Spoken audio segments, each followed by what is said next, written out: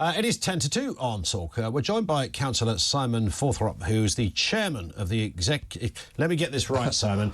Chairman of the Executive Resources and Contracts Committee, Bromley Council. Yeah, that's a mouthful, isn't it? It is. You don't wear that on a name badge. No, that would be too much. They shorten it down to ERC for short, Indeed. But then, of course, people don't know what the acronym is then, That's very well, they can make their own one up. Yeah, I mean, when you're a politician, you're wide open to all sorts of mischief there. Let's just talk about, the reason I always feel confident, I know we're a national station, we talk about ULEZ and that lovely wall of cameras that used to be this big and is now essentially around the entirety of the M25. Yeah, well, it's not. I'll come back to that later. Okay, all right. But at the moment, we know that, your neck of the woods never used to be affected by ULEZ, but it is now. It is, that's correct. And, of course, the bizarre thing is, it makes no difference whatsoever. Just in September, we had our annual air quality review on Bromley, and it said, do you know what? It's made no difference whatsoever. Wow. Yeah. But the thing is, it wasn't just our data. So you could say, oh, it's an evil Conservative council, deliberately massaging the figures or whatever. It was everybody's data. But actually, we had a look at Enfield and Hounslow, and actually they'd seen an increase in pollution levels, bizarrely. But this was, the Mayor of London was talking about, and I wouldn't say this unless I was confident to say it, him or his office literally made up numbers about people dying. 4,000 people a year. It's like, hang on a second, do you want to dissect those figures, Mr. Mayor? Because it's not that people are suddenly dropping dead on Chislehurst High Street because, an Austin princess went past. It ain't that. And as you rightly say, this kind of measurement of what is apparently bad and what is apparently good is very, very mischievous. Yeah. And the result, as your own research shows, has made no difference at all. Absolutely not. And bizarrely, but if it was such a success, this is the key thing. If it was such a massive success, why is he trying to put up more cameras?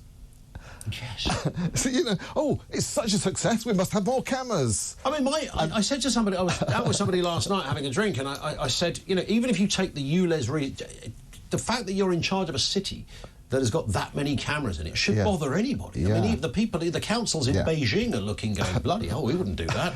It's a bit over the top. It is, it's bizarre. But interestingly enough, as I said, it's not probably about ULEZ, because it's probably about paper mile or something else, some other way of charging people later down. You don't spend that amount on infrastructure, do you? Just to nick a few old cars. I just want to talk about a few heroes, if I can. Yeah, go for it. We love a hero.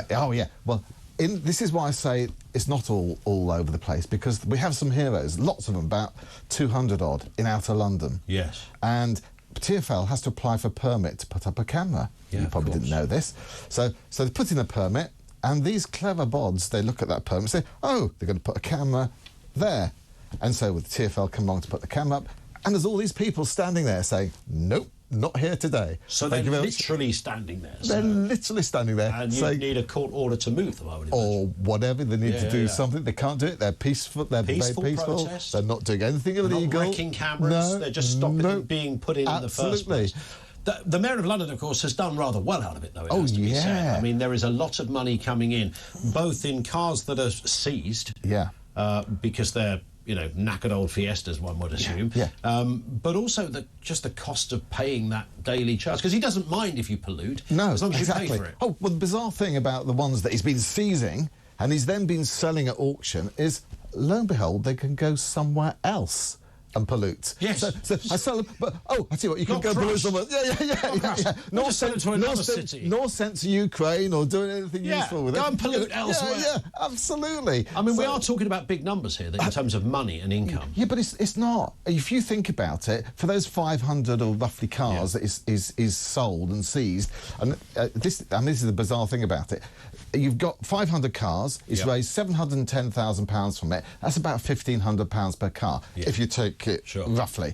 But actually, take off Bailey's fees, court fees, all the admin that goes with it. I bet you it's costing us taxpayers more to seize them than it is to actually sell them. That's nearly always how these numbers eventually reveal themselves, isn't it? What's extraordinary about the whole ULEZ thing to me, and I think you're right that it's possibly designed to do something else in the future, because this business about old cars, hundreds of millions of pounds spent on cameras across the whole city.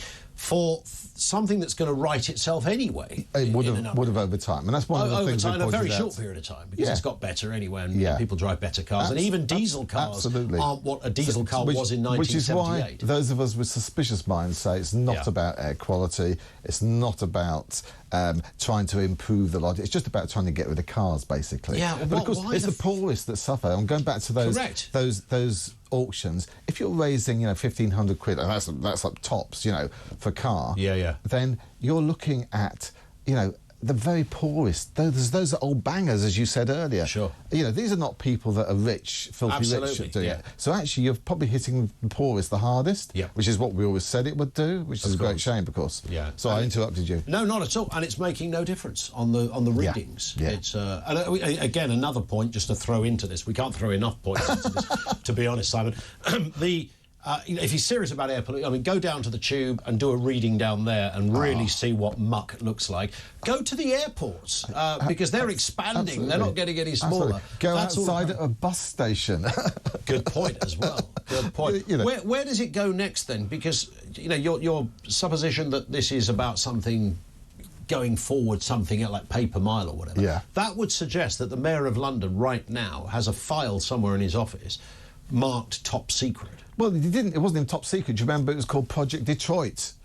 Yes, it was. Was it? Yes, I do remember that, because people on social media were going mad. Project Detroit.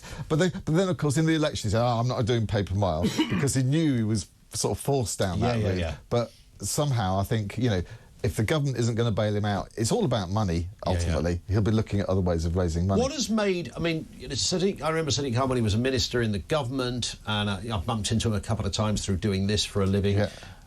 When did he become such an evangelist and a passionate advocate? I'm afraid you'd have to ask him that. The environment and the potential of, or the problems with cars and engines and stuff. I know you have people around you for this stuff, but nonetheless, this is he's more animated about a Ford Fiesta than he is about knife crime in his own The bizarre thing is, and you know this, and everybody, all your viewers will know this, if you've got a classic car that's over a certain age, you can't charge a ULEZ. Oh, it's a beauty, isn't it?